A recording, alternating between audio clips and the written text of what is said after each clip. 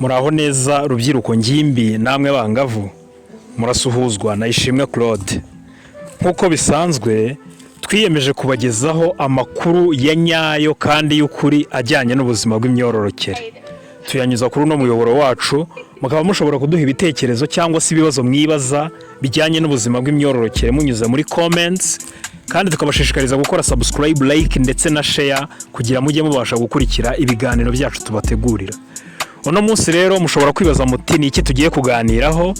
Uno munsi tugiye kuganira ku kwezi k'umugore cyangwa se ukwezi k'umukobwa.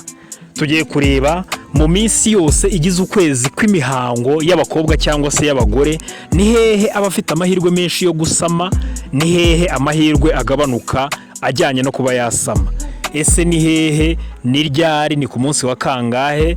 Tugiye kubirebera hamwe byose hamwe. Dutangira dushobora kwibaza tuti mbese umukobwa atangira kubara ukwezi kwe ryari? Ni ku kwezi tugufatire ku munsi wa mbere umukobwa abonyeho imihango. Imihango ku bakobwa ishobora kumara iminsi 2 kugera kuri 7 cyangwa se 7. Umunsi wa mbere umukobwa aboneyeho imihango kugera ku munsi wa nyuma w'imihango twita wa 7, ahangaha haba ari rest fertile nkuko mubibona imbere ya ekara zanyu. Haba hari amahirwe makeya yo gusama. Igice cya kabiri ni kuva ku munsi ukurikira uwo mukobwa yaboneyeho imihango bwa nyuma imbere ya ekara zacu, ubwo ni ku munsi wa 8 kugera ku munsi wa 9.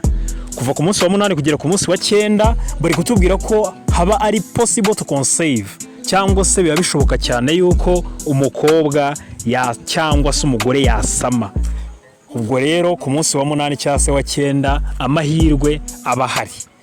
Kuva ku munsi wa 10 kugera ku munsi wa 14 aho umukobwa yaboneye imihango ya mbere, uturutse ku munsi umukobwa cyangwa umugore yaboneyeho imihango ya mbere, ku munsi wa 10 kugera ku wa 14 haba ari best chance of conception, cyangwa se haba hari amahirwe menshi yo kuba umukobwa cyangwa se umugore yasama, nkuko bigaragara ku gashusho kari imbere yacu.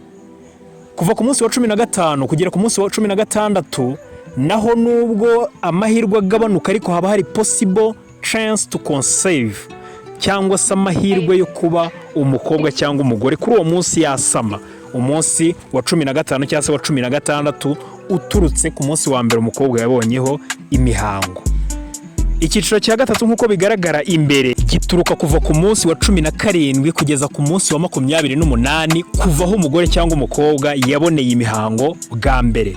Ubwo twafatiye ku kwezi kudahindagurika kugizwe n'iminsi 28. Kuva ku munsi wa 17 kugera ku munsi wa 28 amahirwe yo kuba umukobwa cyangwa se umugore yasama muri iyo minsi aragabanuka cyangwa se ni hafi ya ntayo. Bivuze yuko kuva ku munsi wa 17 kugeza ku munsi wa 28 uhereye igihe umukobwa yabonye imihango ya mbere nta mahirwe yo gusama aba hari. Turabashimiye cyane ko mwadukurikiye rero rubyiruko ngimbi namwe bangavu, tubashishikariza gukora subscribe, like na share kugira muzabashe gukurikira ibiganiro byacu by'ahazaza. Murakoze, Imana ibarinde.